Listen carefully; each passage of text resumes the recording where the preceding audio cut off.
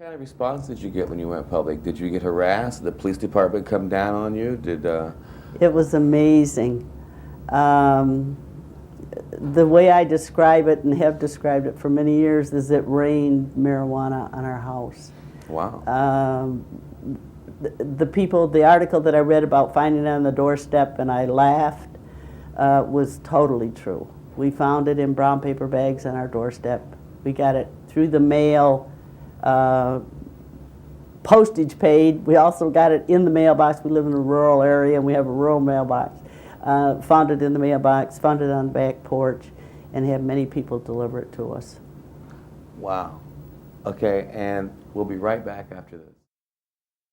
We're talking with Mae Nutt today, and Mae, now what I understand is that you began a crusade in your state to re-legalize hemp for medical purposes that brought forth on October 10th, 1979, a history-making policy within your state. Isn't that correct? That's true. Could you That's true. share that? We, when we decided to go public, we decided that we needed to be legal. And so we contacted the legislature to see if there was a possibility that Michigan could do this, and found that someone else had been there before us, and it was in the process. So we joined the process. Keith went with us in early October.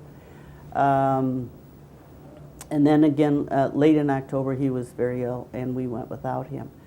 And it went 100 to nothing in the Senate, and I've forgotten what the count was in the House.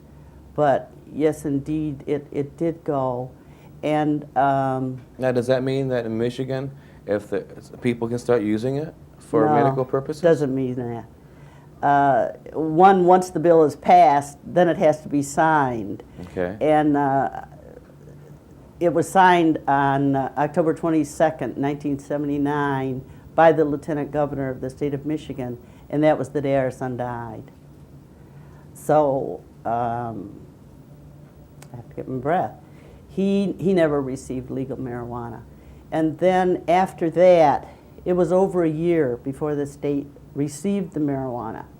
The federal government stands in your way, and they're not cooperative. But Michigan and 33 other states did pass marijuana laws, and indeed the area we live in received the marijuana. In fact, I received it personally from the state. And the doctor that took care of Keith had encouraged me to work on the legality of it, and he got a license. And as time went on, he said to me, Mae, I can't do this anymore. And I was hurt. And now, from what I understand, too, not only was the government slow in getting the hemp, the marijuana, into the state, but during this time, while it was coming in, you were also getting hemp to other patients and other people within the not community. after it got legal. Okay. Not after it got legal. Before it got legal. When Keith died, we had a great deal of marijuana. Okay. And I knew what it would do, and I would not throw it away. Okay. And I did not play games about it. And yes, then the doctor said to me, he would send me patients, I used to call them our patients, and say, you know, if someone was saying, doctor, I'm going to quit, dying can't be worse, and he would send them to me. And well, now, didn't you feel like you were breaking a law? Now, I understand that people of your generation have an ingrained thought when it comes to hemp, to marijuana. Brainwashing, it's called. Yeah. That because it's illegal, it shouldn't even be discussed, let alone considered. And now yet you're... Okay, I'm in a different category. Yes, it's illegal, and I frowned on my children using it. But we're talking about life and death. We're talking about people. It's not even a quality of life, which is important, but it's life and death. And people, there are many people who will die, and I know of several who have survived because they were able to use marijuana. A dad told me just this year, that his son had cancer, and he refused to take the treatment. And so one of his buddies got him stoned, so he was so happy he really didn't care what he was doing, unaware that it could help the nausea. And so he continued his treatment, and the young man is alive and well today. Now, you shared with me that there was a Vietnam vet who was paralyzed. I talked to him this year. And could you tell that?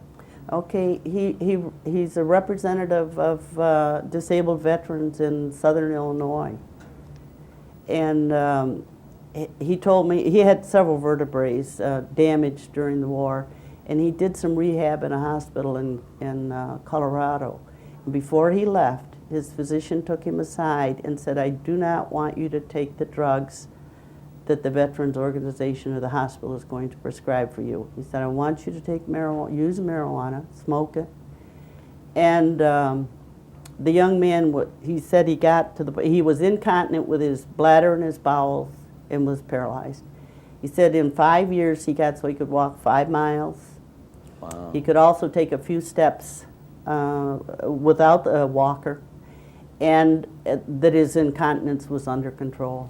Now, I understand that AIDS sufferers, people who are dealing with that disease, can find relief with Absolutely. with hemp. There's an organization called MARS, Marijuana AIDS Research Service, and it's to help them apply for legal marijuana. It's not going, well, it's going better than others have, but it's very slow. There's so many of them, and the government is saying they don't have the resources. And you commented that people with epilepsy. Epilepsy. I did a national television thing a few months ago, and I received many, many phone calls from people with various illnesses. And one of my recent one was a young woman with epilepsy, and she was from New York State, couldn't drive because of the seizures, and had tried the prescribed drugs, and eventually somehow someone talked her into smoking marijuana. And she was seizure-free for 2.5 years. And if I remember right, she said 2 years in her state and she could get her driver's license back. So she was back driving. Now, when this is used for medicinal purposes, people think that you should, is that just smoking it? You just go into the hospital room and say, "Okay, doctor, I want a joint or two," and you have your friends bringing it in off the street and fire it up. Is that the only way that it can be used? No. Is that the best way? It's the fastest way. Okay. But for someone, a cancer patient, I've talked to many, and they have cancer because they smoke tobacco, and they simply cannot tolerate any other smoke in their lungs. So we can make brownies. We can make suppositories by making the butter and putting them in a capsule. And the nurses told me for children, poke holes in the capsule so that you don't have to wait quite so long for the capsule to dissolve before the ingredients get in the bloodstream. And also tea. And I'm thinking that tea, for people my age, we could drink an herbal tea without a blink of an eye. Okay. And I was told this summer by a man who was dying of cancer that the pain, the nausea, and the appetite, and that the tea got into his system in like 5 minutes. Now some of the other things, the brownies and the suppositories, of course the suppositories are wonderful because you don't throw them back up again. That's true. And the digested foods, brownies and such. Now, you said children. Now, Yes. realizing that hemp is an illegal substance for Americans to use, it's kind of unusual to hear someone encourage that we give this to children. If now. you have a child dying and they are giving you no hope whatsoever, and this is hope, I have no problem with that at all. Do you know of any children that have benefited from this? I know of one child, to my knowledge, and this was about 10 years ago, and the child was so emaciated, and there was simply no other place in his body to poke a needle, and they had to stop treatment. And to stimulate his appetite, they made him brownies and teas. And he was able to go back and continue his treatment, and to the best of my knowledge, the child is alive and well today. Wow, very interesting. We'll be right back after this. We thought we were. I distributed what we had, and then when it became legal, I no longer, well, I didn't have any more, and I didn't try to get any more, but it was legal. And so I still worked with the doctor, but I didn't work directly with patients using the marijuana. But eventually he stopped using it, and I was angry and hurt. And he said to me, Mae, I cannot spend more time doing paperwork than I do taking care of patients, and I have to discontinue using it. And we had 34 states where it was legal, and now every doctor in every state, not all of them received it, but the bills are dormant because the federal government made it so difficult and horrendous for the doctors to use it. You know, what I understand too of people who have glaucoma and are applying for Right. The hemp for their medical Absolutely. purposes. From what I understand, the paperwork takes anywhere from a year to 2 years. Yeah, Just- it's horrendous.